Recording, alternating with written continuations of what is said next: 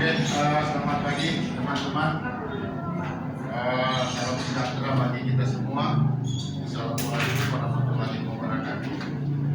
Pertama-tama saya ucapkan terima kasih bagi teman-teman yang sudah boleh meluangkan waktunya untuk boleh hadir bersama-sama pada kesempatan ini.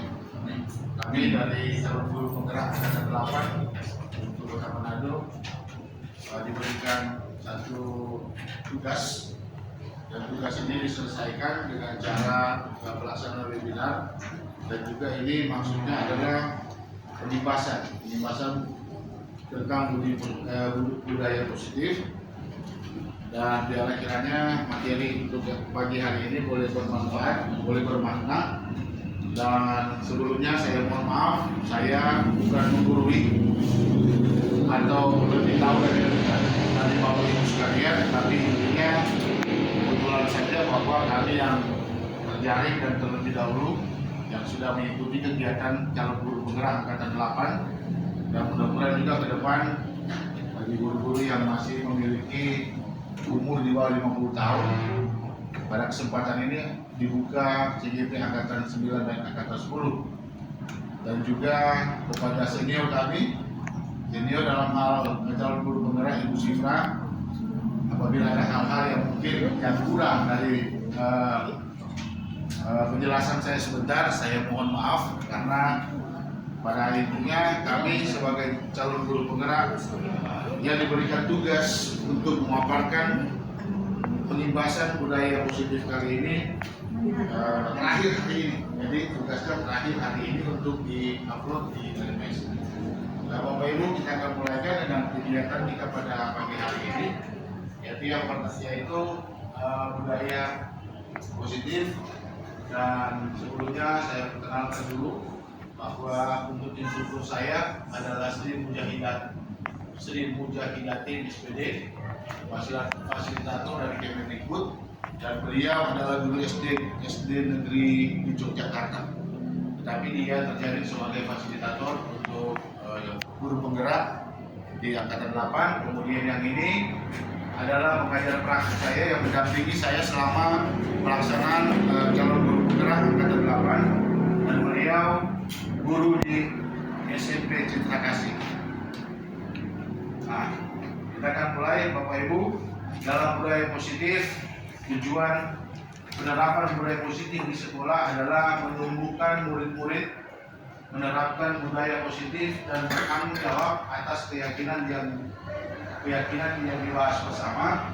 Kemudian tujuan yang kedua adalah menumbuhkan murid-murid menerapkan disiplin positif dengan motivasi internal, dan tujuan yang ketiga adalah menciptakan suasana pembelajaran yang menyenangkan. Latar belakang kenapa harus ada budaya positif, latar belakangnya adalah suasana positif sangat mendukung dalam menciptakan pembelajaran yang kondusif, karena dengan suasana yang positif, murid dan guru akan menemukan satu kondisi pembelajaran yang menyenangkan, sehingga proses pembelajaran dapat berjalan tanpa adanya satu beban. Dan dengan suasana positif akan membantu menggerakkan moral yang positif bagi murid, sehingga karakter tidak hanya terbentuk dari akademik, dari intelektual, tetapi juga dari lingkungan yang ada. Budaya positif adalah perwujudan dari nilai-nilai atau keyakinan universal yang diterapkan di sekolah. Kemudian nilai-nilai keyakinan dan kebiasaan di sekolah yang berpihak kepada murid agar dapat berkembang menjadi pribadi yang kritis, penuh hormat, dan bertanggung jawab. Lanjut, bagaimana cara kita membangun budaya positif dalam lingkungan sekolah atau minimal di dalam kelas? Yaitu kita membentuk yang namanya disiplin positif. Jadi membangun satu budaya positif itu caranya adalah, salah satunya adalah kita membangun satu yang namanya disiplin positif. Nah, disiplin positif itu apa? Disiplin positif merupakan satu cara penerapan tanpa kekerasan. Jadi kita menegakkan kedisiplinan di sekolah, tetapi diharapkan agar supaya tidak ada kekerasan. tidak ada kekerasan dalam kita menjalankan atau kita sebagai guru dalam mengawal disiplin yang ditetapkan, yang dijalankan di sekolah tanpa harus ada kekerasan dan ancaman, tapi dalam praktiknya melibatkan komunikasi tentang perilaku yang efektif antara guru dan murid. Kemudian lanjut, disiplin positif adalah dalam penerapan disiplin positif, murid diajarkan untuk memahami konsekuensi dari perilaku. Selain itu mengajarkan murid bertanggung jawab serta hormat dalam berintegrasi dengan lingkungan. Kemudian disiplin positif juga itu merupakan salah satu cara penerapan disiplin yang bertujuan untuk menumbuhkan kesadaran serta memberdayakan murid untuk melakukan sesuatu tanpa sogokan, ancaman maupun hukuman. Oke, baik Bapak Ibu, dalam disiplin positif akan melahirkan nilai-nilai kebajikan. Apa itu nilai-nilai kebajikan? Nilai-nilai kebajikan itu adalah sifat-sifat positif manusia yang merupakan tujuan mulia yang ingin dicapai setiap individu. Dan untuk disiplin positif ini termaktub dalam yang namanya profil pelajar Pancasila. Nah, profil pelajar Pancasila itu ada 6, yaitu yang pertama ada beriman dan bertakwa kepada Tuhan Yang Maha Esa. Kemudian ada mandiri, bernalar, dan berkebinekaan global serta bergotong royong, dan yang terakhir adalah kreatif. Nah, ini adalah bagian-bagian disiplin positif yang melahirkan nilai-nilai kebajikan. Melahirkan nilai-nilai kebajikan yang termaktub dalam profil pelajar Pancasila. Berikut kita lanjut. Langkah apa untuk mewujudkan disiplin positif? Salah satunya adalah membuat keyakinan kelas. Jadi dari sini, dari profil Pancasila ini, dari disiplin positif akan melahirkan nilai-nilai kebajikan, dan dari nilai-nilai kebajikan dia akan melahirkan yang namanya keyakinan keras. Langkah-langkah mewujudkan disiplin positif salah satunya adalah membuat keyakinan keras. Apa itu keyakinan keras? Keyakinan keras merupakan metode untuk menimbulkan kembali disiplin positif yang didasari oleh motivasi dari dalam diri. Kemudian apa tujuannya? Tujuan dari keyakinan keras ini adalah keyakinan keras diharapkan semua peserta didik memiliki kesadaran dalam berpikir, berucap, dan bertindak sesuai dengan keyakinan yang telah disepakati. Nanti kita akan membahas tentang bagaimana itu kita membentuk satu keyakinan keras. Nah, keyakinan keras saya ambil contoh seperti ini. Jadi keyakinan keras ini kita melibatkan guru dan siswa yang ada di dalam kelas, bisa juga melibatkan seluruh siswa yang ada, tetapi keyakinan keras ini alangkah baiknya dibuat dalam setiap mata pelajaran. Jadi setiap guru mata pelajaran membuat satu keyakinan keras. Kebiasaannya keyakinan kelas ini seperti boleh dikatakan sebagai aturan, tetapi aturan juga terlalu kasar kalau menggunakan aturan. Keyakinan kelas itu kita boleh buat yang pertama dalam bentuk sticky note, atau juga dalam bentuk poster, atau dalam bentuk kalimat seperti ini. Nah, contoh pembuatan keyakinan kelas atau kesepakatan keyakinan kelas, misalnya dari setiap siswa yang ada kita memberikan kebebasan kepada mereka untuk berpikir kira-kira hal positif apa, disiplin apa yang harus orang lakukan, yang orang buat sendiri, tetapi anak-anak juga itu harus melakukan apa yang dibuat. Jadi keyakinan kelas itu misalnya ada disiplin. Jadi kedisiplinan itu tetap dijalankan dalam setiap kegiatan belajar mengajar. Kemudian saling menghargai dan menghormati, tidak membeda-bedakan teman, bekerja sama dengan baik, menjaga kebersihan dan keindahan kelas. Ini bagian keyakinan kelas. Memang sepertinya kalimatnya seperti mengandung satu aturan, tetapi lebih etis dan lebih lembutnya kita menggunakan kata keyakinan kelas. Dan keyakinan kelas ini orang harus bentuk bersama-sama dengan siswa sendiri itu, siswa di dalam kelas. Jadi kita boleh dibuat dalam sticky note, boleh buat dalam poster, atau dalam kalimat seperti ini, baru kita tempelkan di dalam kelas. dan keyakinan kelas ini harus dijalani baik guru maupun siswa yang bersangkutan. Nah, oke, lanjut. Sekarang keyakinan kelas itu tumbuh atas dasar kebutuhan dasar manusia. Jadi keyakinan kelas itu dasarnya itu keyakinan kelas itu bertumbuh pada 5 dasar kebutuhan manusia. Jadi artinya kita membuat keyakinan kelas itu, kita melihat beberapa kebutuhan dasar manusia, termasuk di dalamnya adalah siswa. Jadi orang harus juga mengerti apa yang menjadi kebutuhan dasarnya siswa itu, sehingga kita membentuk keyakinan kelas. Jadi keyakinan kelas itu kita ambil dan kita bentuk berdasarkan 5 kebutuhan dasar manusia. Nah, kebutuhan dasar manusia itu yang pertama ada yang namanya kebutuhan bertahan hidup. Kemudian ada kasih sayang dan rasa terima kasih dan rasa diterima. Kemudian ada penguasaan power. Kemudian ada kebebasan freedom. Ada kesenangan. Nah, kebutuhan bertahan hidup ini dalam kegiatan proses belajar mengajar biasanya itu pada waktu jam-jam istirahat. Jadi di jam-jam istirahat itu merupakan hak prerogatif dari seorang siswa. Jadi kalau seorang sebagai guru, orang jangan memperkosa orang ke waktu. Karena kebutuhan bertahan hidup ini di jam-jam istirahat itu mereka digunakan untuk mungkin ada yang mau smokol, ada yang mau jajan, dan itu semua menyangkut kebutuhan yang dalam kategori bertahan hidup. Jadi kalaupun memang orang sebagai guru, karena kebiasaan orang selama ini yang orang harus yang kadang-kadang orang lakukan adalah seperti ini. Biar kita juga banyak kali bikin begitu. Jadi misalnya dia masuk di jam pertama, kemudian ada di jadwal jam pertama, kemudian di jam kedua masuk istirahat.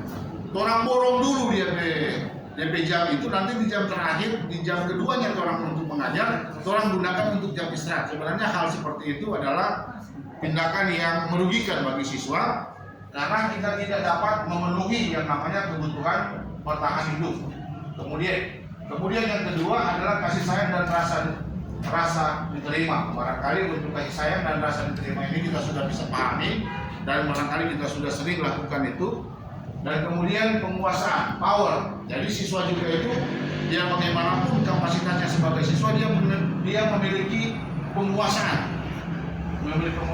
Kemudian ada yang namanya kebebasan dan yang namanya ini kesenangan. Nah, ini dari 5 dasar kebutuhan ini kita bentuk namanya keyakinan kelas. Jadi kita mengakomodir semua 5 dasar kebutuhan manusia ini untuk kita bentuk yang namanya keyakinan kelas. Kemudian lanjut. Sebagai seorang guru, atas kegiatan indisipliner atau pelecehan akan keyakinan kelas, guru harus menempatkan posisi diri sebagai seorang guru dalam mengendalikan kegiatan melakukan indisipliner dengan 5 posisi kontrol. Maksudnya begini, indisipliner itu adalah sesuatu yang dilakukan melawan disiplin sekolah. Melawan disiplin sekolah. Berarti kalau dia melawan disiplin sekolah, itu berarti ditujukan pada murid. Jadi murid ini melakukan satu kesalahan, dan bagaimana kita sebagai guru menyelesaikan atau mencari solusi terhadap kesalahan yang dibuat oleh murid, atau bisa jadi dikatakan melanggar tata tertib sekolah atau melanggar keyakinan kelas orang yang sudah disusun itu kemudian dilanggar oleh siswa. Maka ada 5 karakter, 5 posisi kontrol yang sering orang bikin di setiap hari dalam menyelesaikan setiap solusi, dalam setiap menyelesaikan masalah, mencari solusi. 5 kontrol ini yang sering digunakan oleh, tanpa orang sadari, orang menggunakan 5 posisi kontrol ini. Dan sekarang kita akan lihat pada posisi mana kita sebagai guru dalam menyelesaikan setiap persoalan, menyelesaikan bagi siswa yang melanggar kedisiplinan, melanggar disiplin sekolah atau yang disebut dengan indisipliner. Ya, 5 posisi kontrol yang sering orang making yaitu yang pertama. Oke. Yang pertama yang disebut dengan seorang guru yang penghukum. Itu pasti memang ada, saya juga seperti itu. Sampai saat ini juga memang saya kadang-kadang menggunakan posisi kontrol dalam menyelesaikan masalah. Siswa, misalnya siswa terlambat, siswa tidak menggunakan seragam sesuai dengan harinya, atau mungkin siswa bolos, siswa berkelahi.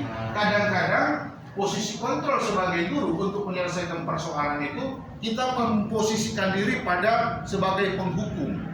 Kemudian yang kedua adalah membuat merasa bersalah. Membuat merasa bersalah ini adalah kita menyampaikan sesuatu kesalahan kepada siswa. Artinya orang mempersalahkan siswa yang bersangkutan.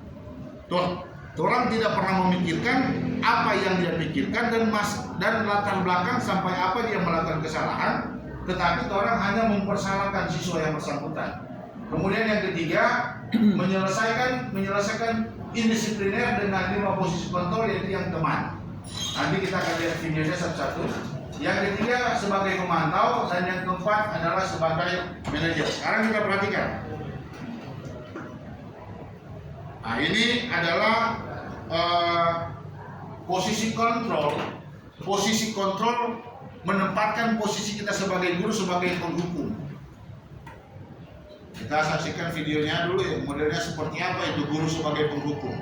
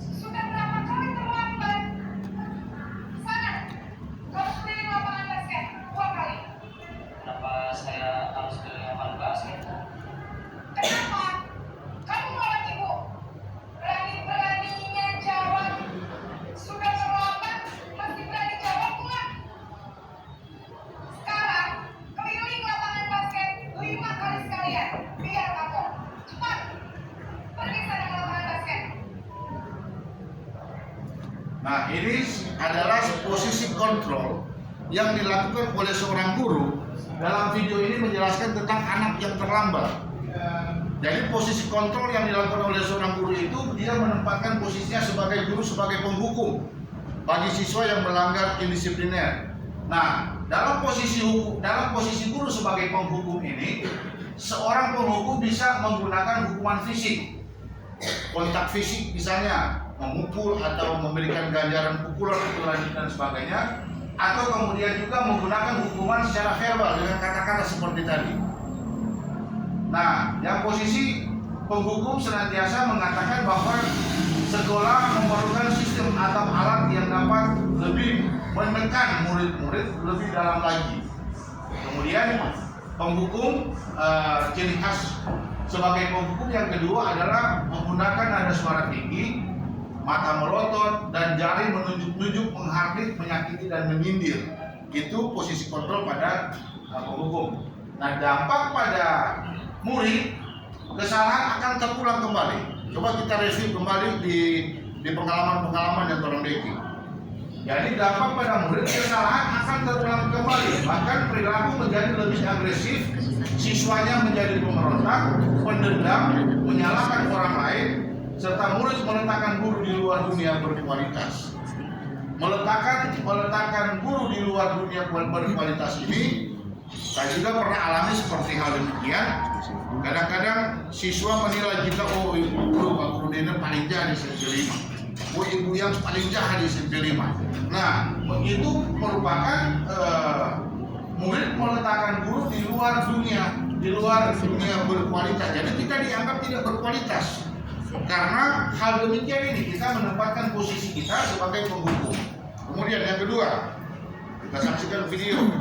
Nah, yang kedua ini adalah posisi membuat merasa bersalah. Artinya siswa ini menerima semua, memberikan guru yang bersangkutan menyatakan bahwa kesalahan-kesalahan yang terjadi itu hanya terletak pada siswa yang bersangkutan. Coba perhatikan, membuat merasa bersalah.